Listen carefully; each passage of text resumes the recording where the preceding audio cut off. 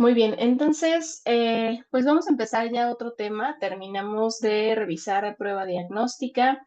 Eh, ya estuvimos realizando algunas consideraciones específicas respecto a estudios de proceso y a partir de ahora vamos a meternos a estudios de causa y efecto. Prácticamente de aquí en adelante vamos a estar revisando los diseños que tienen que ver con encontrar asociaciones, también generar pues una explicación de por qué ocurren los sucesos, que eso es a lo que se le llama causa-efecto, y la descripción de las poblaciones donde ocurren ciertos desenlaces con mayor frecuencia. Y esta clase que vamos a tener el día de hoy es prácticamente una introducción a todos esos temas que vamos a ver más adelante. Vamos a retomar cada uno de estos componentes cuando mencionemos estudios de cohorte, cuando hablemos de casos y controles, cuando revisemos encuesta transversal y también en ensayo clínico.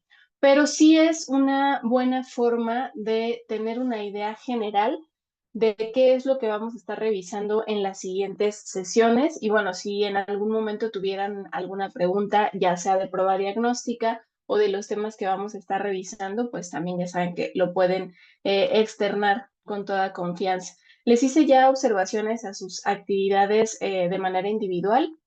En general, muy buenos trabajos. Quizá por ahí algunas cositas que se deben todavía revisar con mayor detalle. La recomendación es hagan ejercicios, busquen estudios que hablen de prueba diagnóstica y realicen ustedes las fórmulas, las actividades que estuvimos haciendo en las 3 sesiones previas para que quede todavía más claro.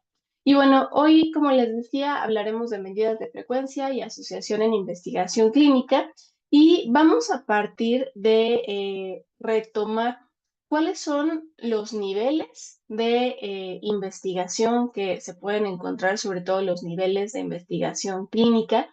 Y a pesar de que la mayoría de los estudios de pues, las investigaciones que nosotros vamos a realizar pasen por una o más fases de este proceso de investigación, sí tenemos que recordar que pues todo parte de un proceso descriptivo, de cómo está conformada cierta población y posteriormente saber si esa misma integración de sus características genera que sea más susceptible a ciertos desenlaces. Y entonces ya estaríamos hablando no solamente de una investigación descriptiva, donde lo que yo hago es decir que esta población tiene cierta edad, es más predominante en determinado sexo, se dedica específicamente a ciertas actividades, tiene alguna religión en particular, cuenta con comorbilidades específicas, eso es descriptivo únicamente, sino que tengo la posibilidad de ver si alguna de esas características se encuentra asociada con algún desenlace en particular. Y aquí entramos a una consideración relevante que tenemos que mencionar y que vamos a estar también describiendo la más a detalle en las siguientes sesiones, que es asociación no significa causalidad. No porque dos variables se encuentren asociadas, quiere decir que una es la causa de la otra, ¿no? El desenlace que estoy investigando. Entonces, habrá que tener en cuenta que hay ciertas condiciones que se deben de tener en mente para hablar también de causa y efecto, pero definitivamente tenemos que encontrar en un primer momento asociación. Los estudios que nos permiten generar descripciones de la población son, por ejemplo, las encuestas transversales. Podemos tener aquí también series de casos, algunas descripciones de casos muy puntuales que consideremos que sean importantes, pero para hablar de asociación y encontrar relación entre dos variables, tenemos que utilizar ya sea estudios de cohorte o estudios de casos y controles. Cuando quiero hacer una prueba de hipótesis que surge de un estudio observacional exploratorio en el que se encuentra una asociación, entonces yo opto por estudios longitudinales donde pueda controlar la mayoría de las maniobras. Y aquí estamos hablando de ensayos clínicos particularmente. Pues vamos a ver que para cada uno de estos diseños metodológicos y para lograr ciertos objetivos en la investigación, tenemos herramientas que son estas medidas de frecuencia, asociación y además existen medidas de impacto que también vamos a estar revisando. Ya sabemos entonces que los estudios descriptivos de manera general nos ayudan a identificar la distribución y los patrones de la enfermedad. Y aquí, como mencionábamos, hablamos de reportes de caso, estudios de correlación o encuesta transversal. Mientras que los estudios observacionales analíticos, que son sobre todo casos y controles y cohorte, nos permiten además determinar si una exposición específica se asocia con un resultado particular. Y aquí vendrían después los estudios experimentales que nos permiten controlar de mejor manera ciertas maniobras o ciertas intervenciones y aquí sí probar hipótesis y particularmente determinar si una variable que se asocia a otra tiene, además de esta relación, una interacción de tipo causa-efecto. Pues bueno, todo eso lo tenemos que ir teniendo en mente. ¿Cuál sería la diferencia entre los diferentes diseños metodológicos? Un estudio transversal, un estudio de cohorte, un estudio de casos y controles y un ensayo clínico. Digo, de forma general, hay muchas, pero de forma general, ¿cuál consideran que sería la más importante?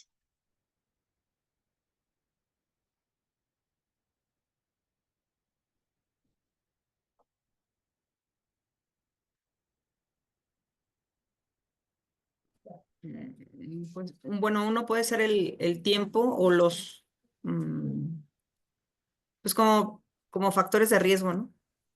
Ok, uno puede ser la manera de seguir a los sujetos en el tiempo, ¿no? Y sabemos Sí. que hay estudios prospectivos, estudios retrospectivos, estudios retroproyectivos, que esos en general son longitudinales, y tenemos también estudios transversales. ¿Alguien más?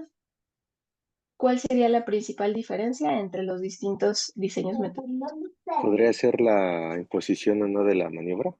¿Ok? Imposición o no de la maniobra. Y aquí tenemos la división en observacionales, cuando el investigador se encarga solamente de registrar lo que ocurre de manera natural, o tal cual una intervención asignada directamente por el investigador, particularmente en los estudios experimentales. Pero hay otra característica muy importante que nos falta. Y tiene que ver con esta imagen que ven en pantalla, que es específicamente con la manera en la que yo selecciono a los sujetos. Todo lo que me acaban de decir es correcto, pero una también forma de determinar el tipo de diseño metodológico que voy a realizar es cómo selecciono a mis sujetos. ¿Cómo selecciono a los sujetos cuando estoy ante un estudio de cohorte? ¿Qué característica tomo en cuenta? Pues justamente la exposición. Voy a formar dos grupos, un grupo de sujetos expuestos, un grupo de sujetos no expuestos, los voy a seguir en el tiempo y voy a revisar si desarrollan o no desarrollan el desenlace.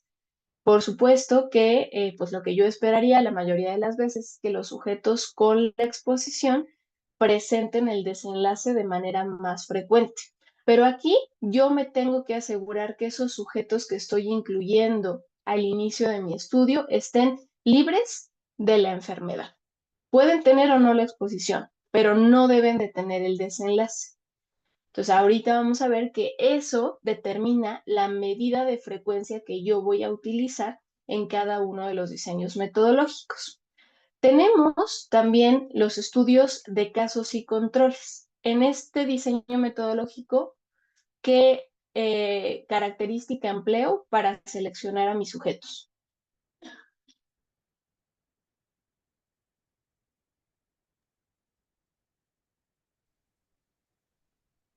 Que tengan la enfermedad y que no la tengan.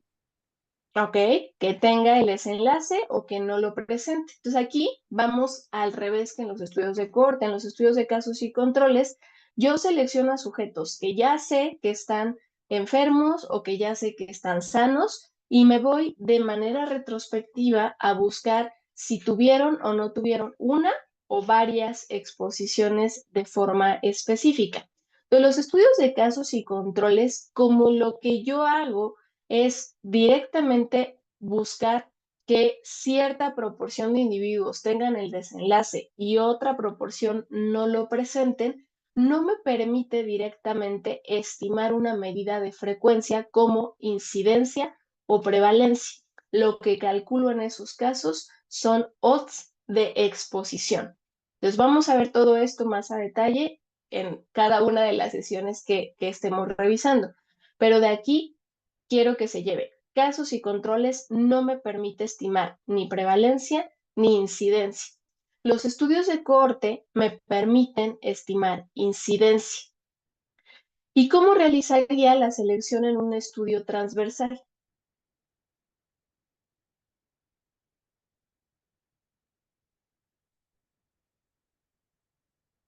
¿Qué característica utilizo? ¿O cómo lo realizo en ese caso?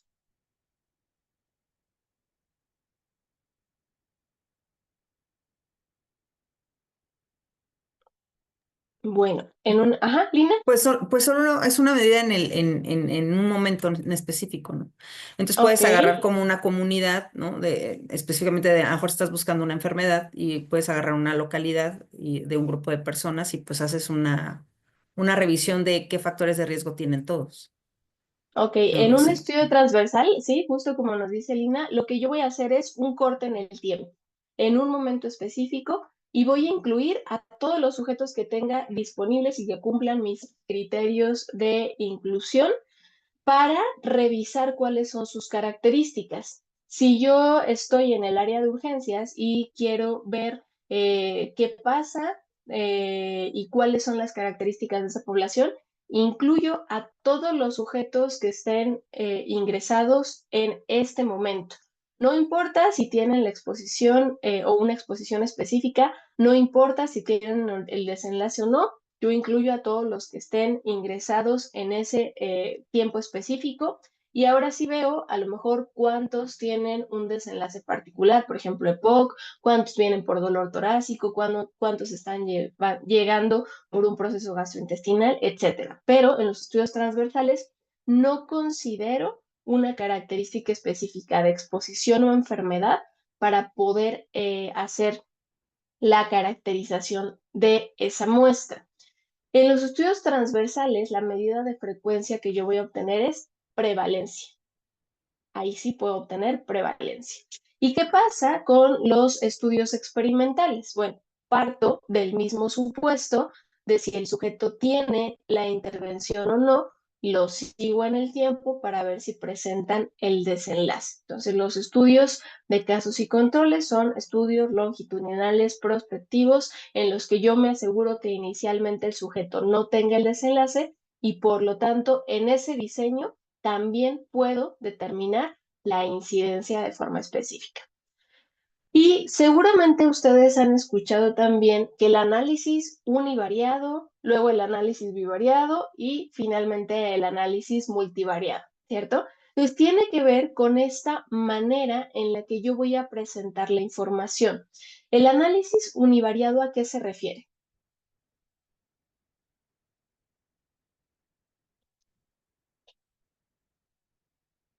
¿Qué hacemos en el análisis univariado?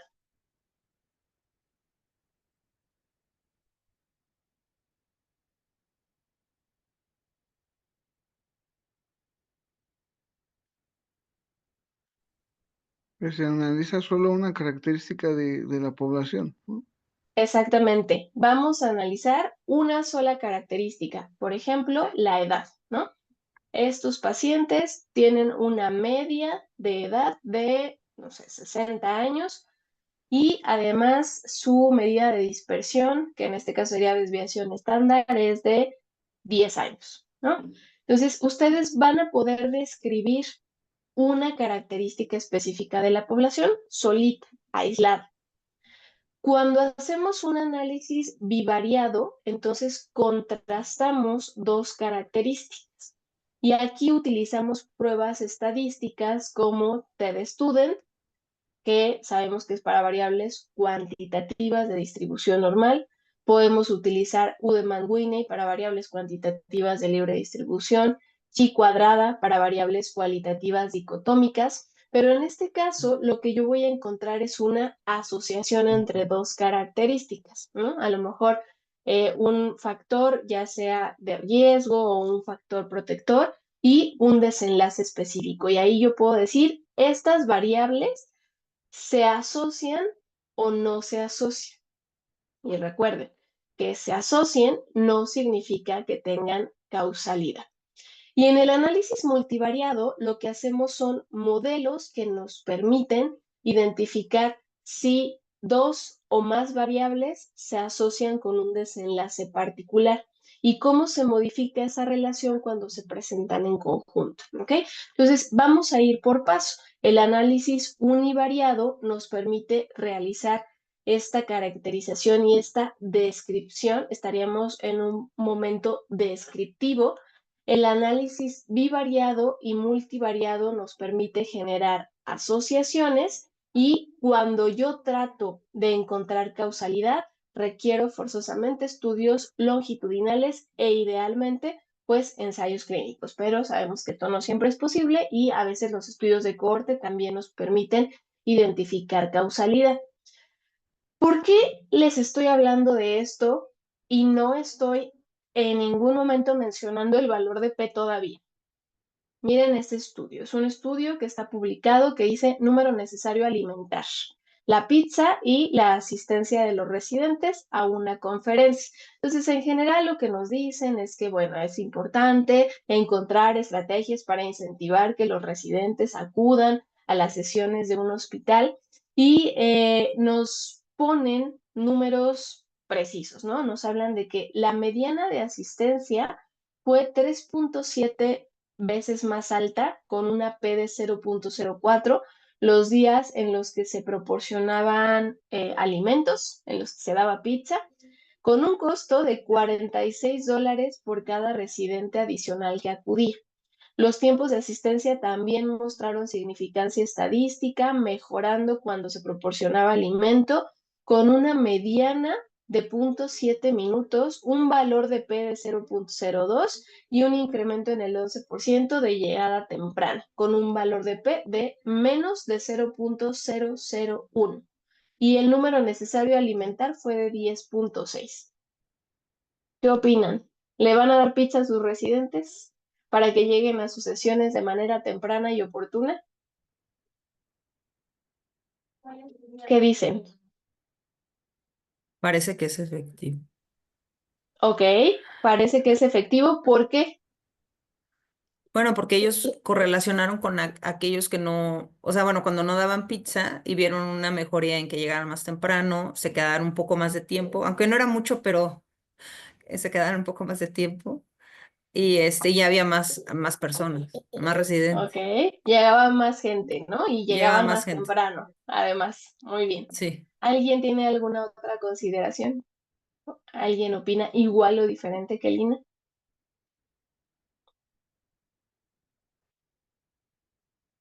Bueno, nada más el costo. Obviamente, pues se incrementaba mucho el costo. Efectivamente, Bastante. Pues, por aquí, supuesto. ajá, nos hablan de $46, o sea, en pesos mexicanos eso es un chorro, son como 800 pesos, ¿no? Más o menos, por cada residente adicional que acudía a la conferencia. Sin embargo, son muy puntuales, nos dicen que todos estos datos tienen un valor de P de menos de 0.05. Sin embargo, pues evidentemente que lleguen, vean, 0.7 minutos más temprano. ¿Será importante eso para el contenido de la sesión, para lo que los residentes puedan adquirir adicional a si hubieran llegado esos 0.7 minutos más tarde? Pues seguramente no. Entonces, con esto les quiero decir, no todo lo que es estadísticamente significativo tiene un valor clínico. Y en esta materia de aquí en adelante es lo que vamos a estar revisando. Con el doctor Berea van a platicar de cómo obtener valores de PES a través de pruebas estadísticas, TED Student, Whitney, Chi cuadrada, algunas otras que serán necesarias de acuerdo a sus diseños metodológicos. Pero aquí lo que vamos a revisar es que la significancia estadística debe tener además una significancia clínica. Y para eso nos sirven las medidas de frecuencia y las medidas de asociación. Empecemos entonces con las medidas de frecuencia. Las medidas de frecuencia son útiles porque nos ayudan a tomar decisiones basadas, obviamente, en la evidencia. Darle la mejor atención con los recursos disponibles en ese momento a nuestro paciente. Utilizando siempre la epidemiología como la directriz en la práctica clínica, no nada más para nuestra toma de decisiones, sino también para la planificación de recursos, por ejemplo. Y estas medidas de frecuencia, las medidas de asociación que nosotros vamos a estar revisando, no son otra cosa más que métodos estadísticos que se utilizan para determinar la frecuencia de salud de enfermedad en ciertas poblaciones y particularmente las medidas de asociación para compararlas entre diferentes poblaciones o incluso poblaciones con características distintas. ¿Por qué requerimos las medidas de frecuencia? Bueno, primero porque nos hablan de la distribución y cómo se determina la salud, la enfermedad, la lesión o la disfunción. Podemos nosotros encontrar también que estas medidas de frecuencia se relacionan con mortalidad y morbilidad, que son desenlaces muy importantes, sobre todo la mortalidad. Si ustedes quieren encontrar un desenlace relevante, mortalidad es su parámetro, porque no hay nada más relevante que este desenlace. Si se puede evitar una muerte con cierta exposición, esto va a ser clínicamente muy importante. También tenemos que considerar las intervenciones, esos factores de riesgo, esos factores protectores o las intervenciones directamente que el investigador está asignando y comparar cómo se van a producir estas, pero también los desenlaces asociados en la misma población o en distintas poblaciones a través del tiempo.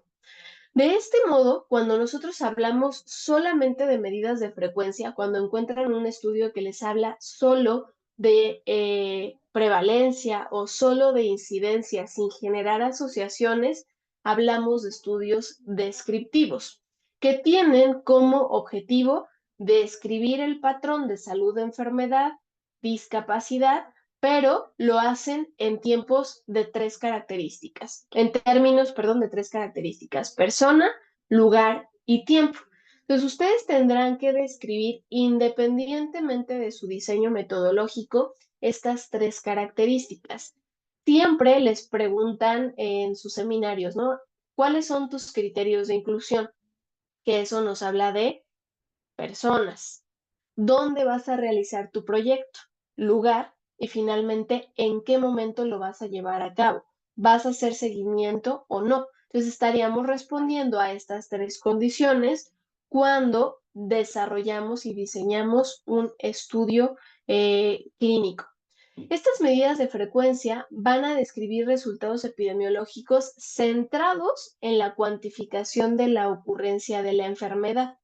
Entonces yo tengo que medir qué tan frecuente es un desenlace en cierta población, como contando el número de individuos afectados y haciendo referencia siempre al tamaño de la población, pero también al periodo de tiempo observado.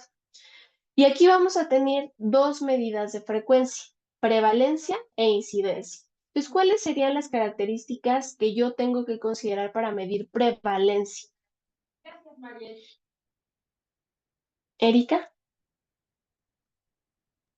Pudiera ser que ya se cuente con que la población ya tenga la enfermedad, vaya, que ya esté expuesta, bueno, que ya tenga la enfermedad.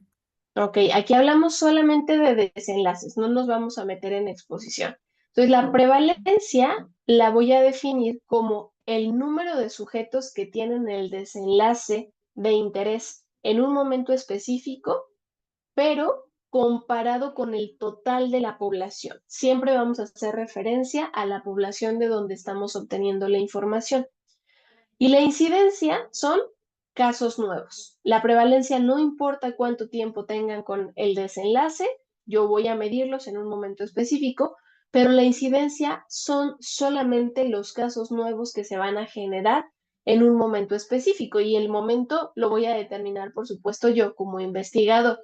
Entonces, vean, la prevalencia es a fin de cuentas una proporción que refleja el número de casos existentes en relación con la población total susceptible, que esto es muy importante para disminuir la posibilidad de sesgos en un momento determinado. Y tenemos dos tipos de prevalencia descritas en la literatura: la prevalencia puntual y la prevalencia de periodo, o también se conoce como prevalencia lápsica. ¿Cuál es la diferencia entre una y otra? Prevalencia puntual. Yo ahorita, nosotros que somos, ¿cuántos somos? 1, 2, 3, 4, 5. Somos 6 personas en esta sesión. Quiero saber cuántos de nosotros tenemos, no sé, una característica específica, ¿no? ¿Cuántos somos geriatras? Entonces, levanten la mano los geriatras. Teníamos 2, ¿no? Que es Erika y José Milton.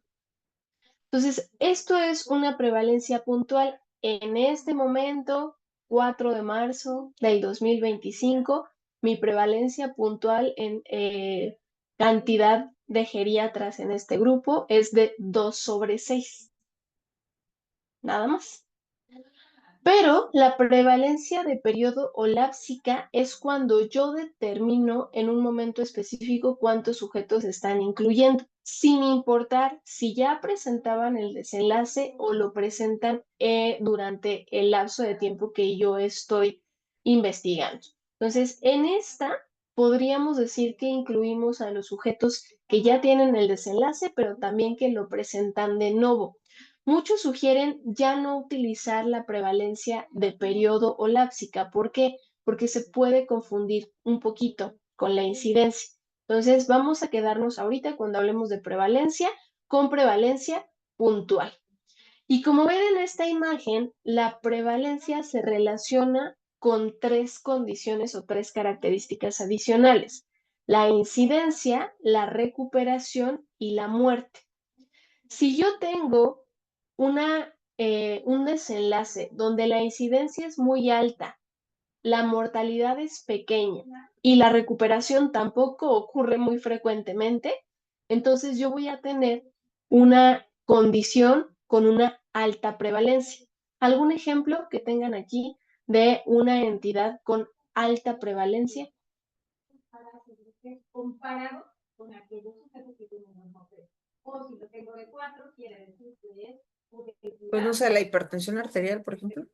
Hipertensión arterial, ¿no? Tenemos un montón de sujetos que van debutando con hipertensión.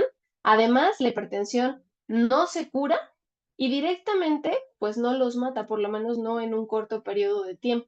Generalmente se asocia a otras complicaciones. Entonces, cuando tenemos entidades con una incidencia alta, pobre recuperación y mortalidad baja, entonces la prevalencia es elevada.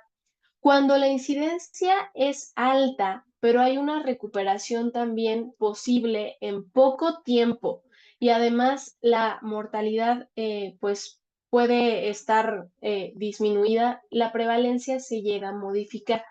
Si tenemos una recuperación alta, la prevalencia disminuye. ¿Algún ejemplo de una entidad con alta incidencia, vamos a decir, que tenga una recuperación elevada y por lo tanto la prevalencia sea pequeña? Manuel, ¿qué opina? Un ejemplo anemia? acá. La anemia, ok, puede ser anemia, una más frecuente, con una recuperación más rápida todavía. ¿La Recuperación gripa? en días, exacto, la gripa, ¿no? Lo que llegamos a ver en algún momento pues, tiene quizá una incidencia, puede ser incluso alta en esos momentos donde tenemos picos a lo largo del año, pero la recuperación también es muy rápida. En 2, 3 días ya te curaste, la prevalencia está bajita, ¿no? A diferencia de la incidencia, que como vamos a ver, no se relaciona ni con la recuperación ni con la muerte. Entonces, entidades con recuperación baja y mortalidad baja van a condicionar prevalencias elevadas. Esta es la fórmula para el cálculo de la prevalencia. Por supuesto que pueden utilizar calculadoras para obtenerla, pero en general es el número de casos de la enfermedad en un tiempo determinado entre la población total en riesgo en el mismo momento. Y es importante que consideren esta frasecita de abajo, población total en riesgo en el mismo momento. La incidencia, por su parte, cuantifica el número de casos nuevos de cierto desenlace en esta población en un periodo específico de tiempo sin considerar la duración de la enfermedad. Y aquí tenemos dos tipos de incidencia. La incidencia acumulada, que se conoce también como riesgo, que lo que hace es cuantificar el número de individuos que empiezan a estar enfermos durante un periodo específico de tiempo. Por lo tanto, ¿qué característica tendrán que tener los sujetos para que yo pueda medir incidencia? Tienen que estar libres del desenlace al inicio del periodo. Aquí voy a medir el número de casos nuevos durante el periodo que yo estoy considerando entre mi población total en riesgo en el mismo momento. Pero tengo otro tipo de incidencia, la famosa tasa de incidencia o también se le conoce como densidad de incidencia. En esta, el periodo de seguimiento no va a ser uniforme para todos los participantes, mientras que con la incidencia acumulada yo lo sigo a todos durante un periodo específico de tiempo. En la densidad de incidencia voy a tener periodos de seguimiento distintos y voy a utilizar algo que se conoce como tiempo persona total. Ya no voy a dividir mi número de casos nuevos entre el total de la población, sino entre el total del tiempo persona. Hay estudios muy famosos relacionados con tasas de incidencia, como el de salud de enfermeras de Estados Unidos, que habla de algunos tipos de patologías oncológicas, particularmente de cáncer. Entonces, bueno, vamos a ver. Este es un ejemplo de densidad de incidencia. Yo tengo 10 sujetos en los que quiero determinar cuántos desarrollan infección de angioacceso, son sujetos en hemodiálisis. El primer sujeto empezó a estar en hemodiálisis en el mes 7 que yo estaba realizando este estudio, por lo tanto, solo lo pude seguir durante 5 meses. El sujeto 2 tuvo un seguimiento completo y no desarrolló infección de angioacceso. El sujeto 3 lo seguí 5 meses y falleció. El sujeto 4 lo seguí 4 meses y tuvo pérdida de seguimiento. Sujeto 5 lo seguí 12 meses y tuvo un evento de infección de angioacceso. El sujeto 6 lo seguí 8 meses y tuvo cambio en el tratamiento de sustitución renal. El paciente 7, lo seguí 12 meses, tuvo 2 eventos de infección de angioacceso. El 8 lo seguí por 12 meses sin desarrollar el desenlace. El sujeto 9 lo seguí 9 meses y no presentó el desenlace. Y finalmente el sujeto 10 lo seguí durante 8 meses, falleció, por eso no pude darle continuidad, pero sí presentó un evento de infección de angioacceso. Por lo tanto, ¿cómo van a calcular la incidencia acumulada en este ejemplo? ¿Cuál sería mi incidencia acumulada?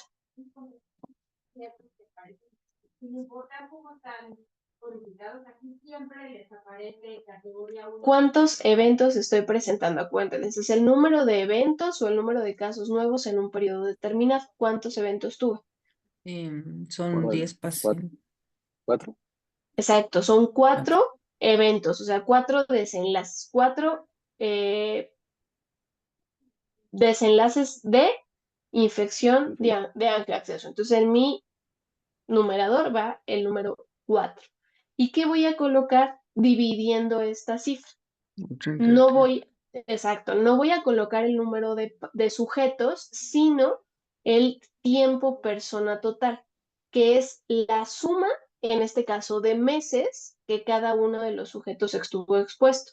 5 más 12 más 5 más 4 más 12 más 8 más 12 más 12 más 9 más 8 me da 89 de meses de seguimiento en total. Entonces, 4 entre 89, ¿cuánto les da?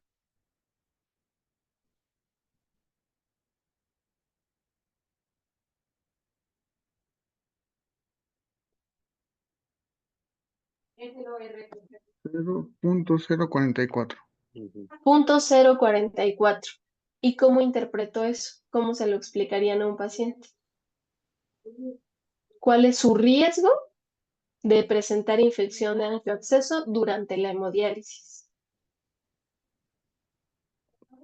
Pues tiene un riesgo de 4.4% de presentar una infección en 12 meses. No sé. Ok, casi, muy bien. Aquí nos faltaría agregar, si lo vamos a pasar a 4.4, sería 4.4%, pero por cada mes que esté en hemodiálisis. Y por ciento, ¿por qué? Porque sería por 100 personas. Ujú. Entonces aquí yo tendría que explicarle eso al paciente. Su riesgo por mes es de 4.4. Ujú. Esto tiene que ver con tiempo, por lo tanto lo tengo que incluir al momento de generar mi descripción.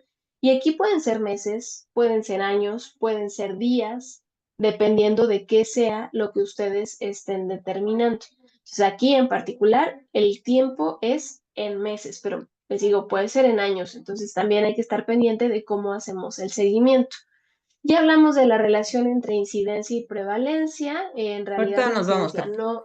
no se relaciona directamente con ni la recuperación ni la mortalidad, pero la prevalencia sí tiene que ver con estos tres parámetros adicionales. Entonces, a manera de resumen, pues presentamos esta tablita en la que nos hablan de cuándo utilizar prevalencia. Bueno, la vamos a utilizar cuando yo quiera medir los casos existentes en un periodo específico de tiempo. Refleja, por supuesto, la carga de la enfermedad y es la que se utiliza habitualmente para planificar los sistemas de salud. Es una proporción, por lo tanto, puede ir desde 0 hasta 100%.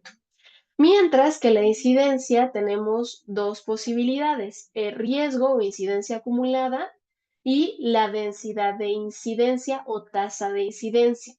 En la incidencia acumulada también vamos a obtener una proporción que puede ir desde 0 hasta 100 y la tasa de incidencia tiene como consideración adicional el tiempo, que va desde el 0 hasta el infinito. Entonces aquí ustedes tendrán que decidir cuál elegir. ¿Cuándo consideran que pudieran escoger tasa de incidencia o densidad de incidencia? Que es exactamente lo mismo. ¿En qué características más bien, qué características tendría que tener una patología para que ustedes dijeran, con densidad de incidencia lo puedo hacer?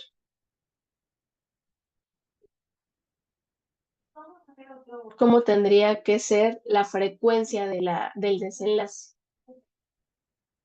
Pues tendrá que ser alta, ¿no? O sea, bueno, Exacto. algo que esté muy alto, ¿no? La presencia de la enfermedad, o sea, que haya muchos casos nuevos.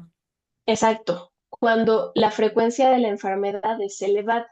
Si no cumple con esta característica, la sugerencia es que utilicen la incidencia acumulada, porque si no les llevaría demasiado tiempo para enfermedades raras, por ejemplo, poder completar una muestra.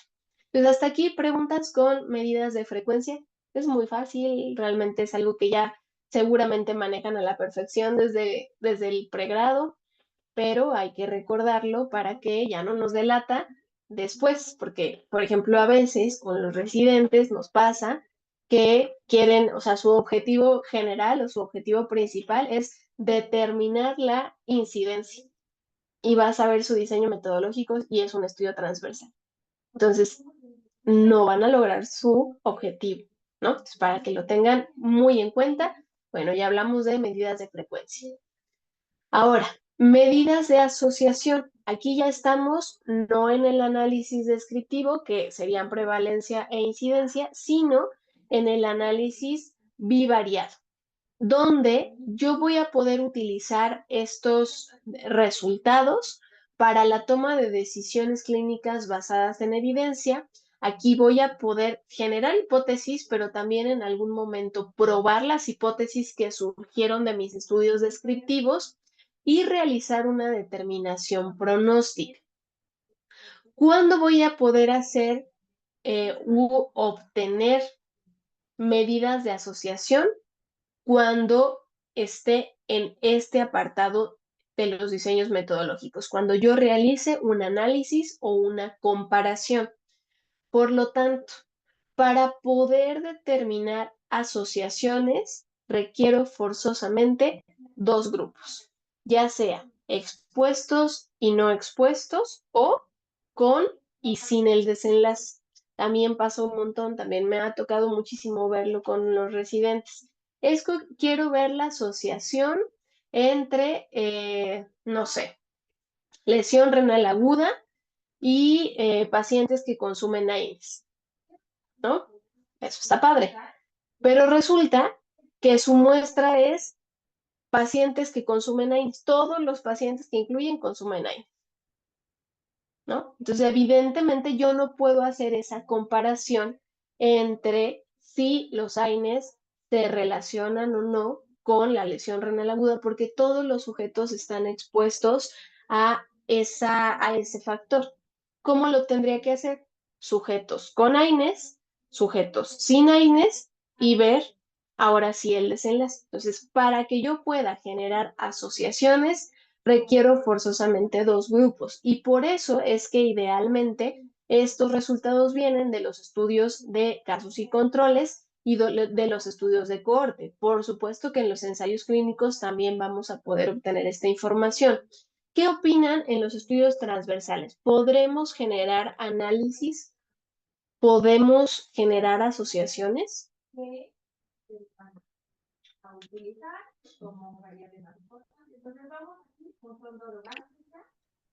¿Cuál es la categoría de referencia? No, porque se incluyen todos los sujetos en un momento determinado. Ok, no es lo ideal, pero podríamos llegar a generar un análisis a través de modelos de regresión para controlar ciertas variables. Pues lo vamos a ir viendo con el paso de los días, pero en realidad los estudios transversales, como nos dice Manuel, nos ayudan mucho más para generar hipótesis y después probarlas con otros diseños más robustos. ¿Por qué? Porque se está incluyendo una gran cantidad de información pobremente controlada, es la verdad, que nos puede pues dar resultados no tan puntuales. Entonces sí podríamos llegar a generar análisis, pero eso tendremos que establecerlo en nuestro análisis estadístico y controlar esas variables que no voy a poder delinear tan claramente, quizá en mis criterios de inclusión, como en un ensayo clínico en el que nosotros hagamos la aleatorización de una maniobra. Pero las medidas de asociación que nosotros vamos a tener son particularmente útiles para estudios de casos y controles y estudios de cohorte. En los ensayos clínicos también vamos a poder utilizar medidas de asociación y no son otra cosa más que evaluar la relación que existe entre la exposición y un desenlace particular. Nos van a decir, además de si existe o no existe asociación, cuál es la fuerza de esa asociación. Y epidemiológicamente son comparaciones de frecuencias. ¿Qué vamos a comparar? ¿Qué tan probable es que ocurra este desenlace en el grupo expuesto contra qué tan probable es que ocurra este desenlace en el grupo no expuesto? O en el caso de estudios de casos y controles, qué tan probable es que tengamos una exposición en los sujetos que presentaron el desenlace versus qué tan posible es que hayan tenido o no la exposición los sujetos que no lo presentaron. Si existe una asociación, la exposición específica va a representar un factor de riesgo para la enfermedad y entonces nuestras medidas de asociación, que son riesgo relativo y razón de momios, van a estar por arriba de la unidad. Pero ojo, nuevamente, riesgo no significa necesariamente que la exposición cause el resultado, o sea, asociación no implica causalidad. Y nosotros vamos a tener efectos absolutos y efectos relativos en estas medidas de asociación. El efecto relativo, que se conoce como medidas de razón, son razones que describen el riesgo asociado con el grupo expuesto comparado con el no expuesto. Es decir, yo voy a hacer una división, voy a dividir la frecuencia del desenlace en el grupo expuesto entre la frecuencia del desenlace en el grupo no expuesto. Mientras que los efectos absolutos son medidas de diferencia, donde yo voy a determinar la diferencia real entre el desenlace en uno y en otro grupo. Por lo tanto, las medidas absolutas de diferencia son restas. ¿Ok? Vamos a ver este ejemplo. ¿Qué opina José Milton de este estetoscopio que está anunciado en la página de la Leo, que lo oferta en 2,773 pesos? Es un estetoscopio Classic 3 Littmann Black Finish 5803 que tiene 33 evaluaciones con 5 estrellas. ¿Es caro o barato? Un poco caro, pero al parecer por las calificaciones es un buen producto. Ok, parece un buen producto, 2,773 pesos. Puede parecer un poco caro para quizá las características que tenga, pero ahora tenemos este otro estetoscopio, un Littmann, ¿qué dice aquí? Ay, Master Cardiology. Littmann Master Cardiology Black Edition, que cuesta 5,676 pesos. ¿Ahora qué opina? Entonces, ¿el otro era caro o barato? Barata a comparación de este. A comparación de este. Entonces, no olviden que sus comparaciones y las medidas de asociación que calculen siempre dependerán de contra qué lo estén comparando. Vamos a ver que mi medida de asociación relativa sería que el primer estetoscopio es prácticamente 2 veces más barato, o si lo quieren poner al revés, el segundo estetoscopio es 2 veces más caro que el primero que veíamos. Es mi diferencia relativa, 2,46 veces más caro. Pero la diferencia real o la diferencia absoluta, que es la resta de 2,773 a 5,676, es de 2,903 pesos. Y también tengo que considerar mi diferencia absoluta, porque puede ser que yo les diga, es que quiero comprar un auto, pero ese auto comparado con el que tengo ahorita es 2,046 veces más caro. La diferencia absoluta de ninguna manera van a ser 2,900 pesos, ¿no? Probablemente ahí estamos hablando ya de bastante más cantidad. Entonces, siempre tienen que considerar la diferencia absoluta y también la diferencia relativa. Por lo tanto, el efecto relativo se basa siempre en el efecto absoluto, pero considera el valor de referencia. Y lo mismo tenemos que hacer con nuestros parámetros de asociación y después nuestros parámetros de efecto, que sería a lo que nos referimos con diferencias reales y diferencias absolutas. Y empezamos a hablar entonces de algunos términos que se van a utilizar de aquí en adelante, como riesgo atribuible. ¿Qué es el riesgo atribuible? ¿Quién me lo podría explicar? Aquí nos dice, ¿no? Es el riesgo de tener el efecto en los expuestos que se debe a la exposición. Pónganme un ejemplo.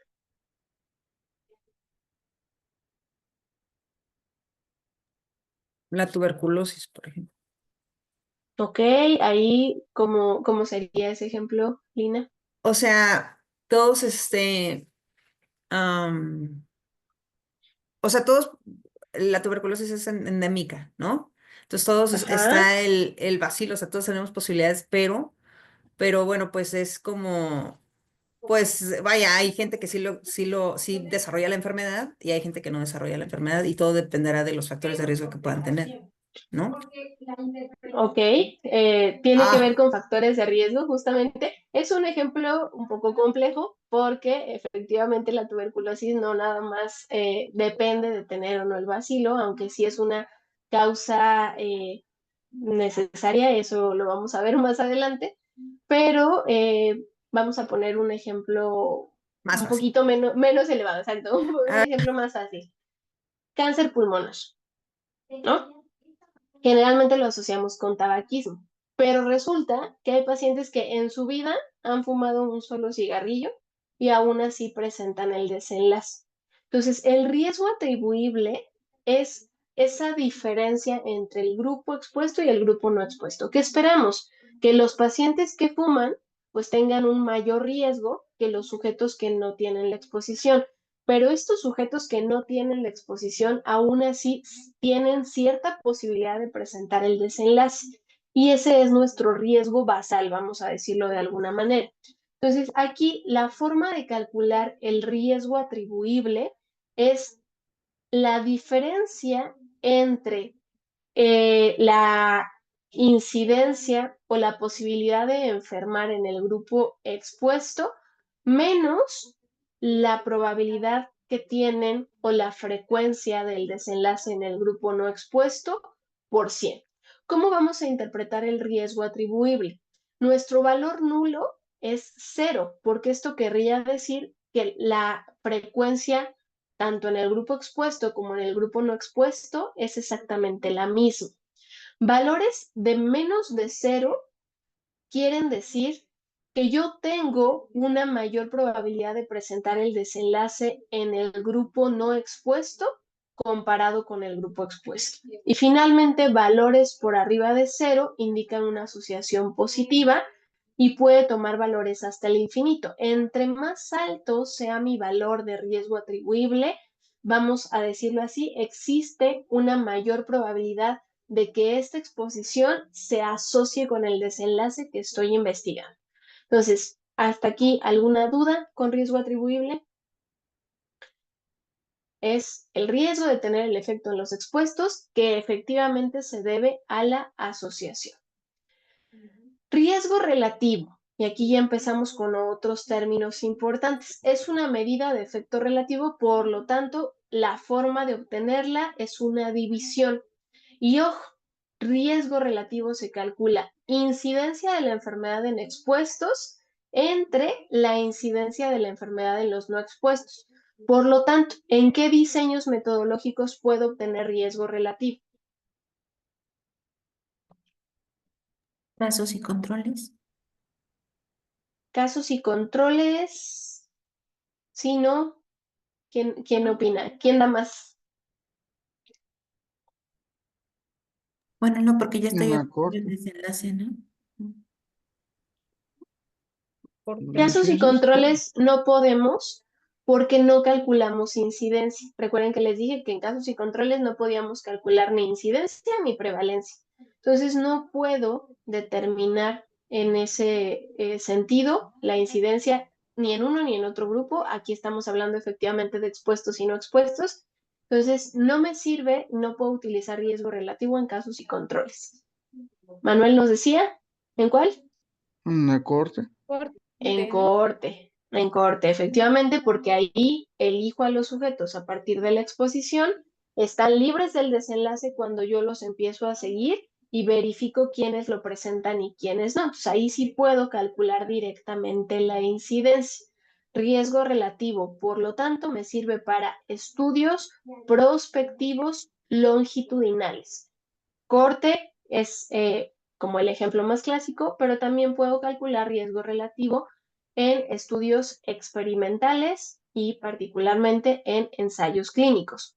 ¿Qué es el riesgo relativo? Es la probabilidad de que alguien expuesto a un factor de riesgo desarrolle el desenlace comparado con la posibilidad de que alguien no expuesto lo presente. Y para poder calcular nuestras medidas de asociación, tenemos que hacer otra vez tablas de 2x2. Estas ya las conocemos, platicamos de ellas y tuvieron la oportunidad de diseñarlas durante los estudios del proceso, pero aquí la conformación va a ser distinta. En las columnas se mantiene la enfermedad, sí o no, y en las filas lo que voy a poner es la exposición. Tienen que diseñar siempre su tabla de 2x2 de esta forma, porque si no, las fórmulas que vamos a revisar no les van a servir. Ya que las dominen, entonces sí podrán, si quieren, cambiar las columnas a las filas y las filas a las columnas, porque ya tendrán identificado de dónde vienen los datos, pero ahorita necesitamos que siempre en las columnas se coloque el desenlace, en la primera columna sujetos con el desenlace, en la segunda columna sujetos sin el desenlace, y en las filas vamos a poner la exposición. En la primera fila, sujetos expuestos, en la segunda fila, sujetos no expuestos. Y de esta manera, en la casilla A, vamos a tener sujetos expuestos que presentaron el desenlace, en la casilla B, sujetos expuestos que no presentaron el desenlace, en la casilla C, sujetos sin la exposición, pero que de todas maneras presentaron el desenlace, y sujetos sin la exposición y sin el desenlace. Si yo tengo una exposición que se asocia fuertemente con el desenlace, ¿dónde voy a tener la mayor cantidad de sujetos? Pues seguramente en mi casilla A. Y aquellos que no tuvieron la exposición no tendrían por qué presentar el desenlace. Pues vamos a considerar la casilla A nuevamente como verdaderos positivos y la casilla D como verdaderos negativos. Esta es mi fórmula.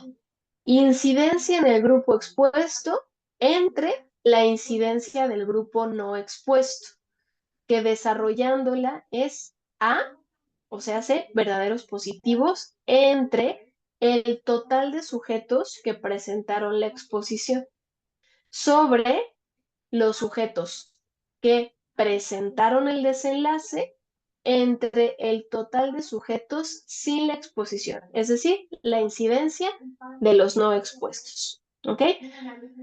Los valores van desde 0 hasta el infinito y mi valor nulo es 1. ¿Por qué mi valor nulo es 1? Porque no hay diferencia. Porque tengo exactamente la misma incidencia en el grupo expuesto que en el grupo no expuesto. Entonces, a partir de ahí yo considero sujetos con valores por debajo del 1, considero que esto es un factor protector, porque voy a tener una mayor incidencia en el grupo no expuesto que en el expuesto. Todo lo que esté por arriba del 1 es un factor de riesgo, porque entonces mi incidencia será más alta en el grupo expuesto que en el grupo no expuesto. Y aquí nos habla también no solo de si hay o no hay asociación, es decir, si se relacionan este factor ya sea protectora de riesgo con un desenlace, sino que también me habla de la fuerza de asociación. No es lo mismo tener un riesgo relativo de 1.1 que tener un riesgo relativo de 100. ¿Ok? Entonces, entre más se aleje del 1 mi factor de riesgo respecto a riesgo relativo, más fuerte es la asociación que se está generando entre esas dos variables. Entre más se acerque al 0, cuando estoy hablando de un factor protector, más fuerte es la asociación entre ese factor protector y ese desenlace en particular. ¿Ok? Nos vamos a quedar hasta aquí para no quitarles tiempo de su siguiente clase. ¿Alguna pregunta que tengan? ¿Todo quedó clarito? Bueno, muy bien. Entonces, por esta semana van a ser libres y no van a tener tarea.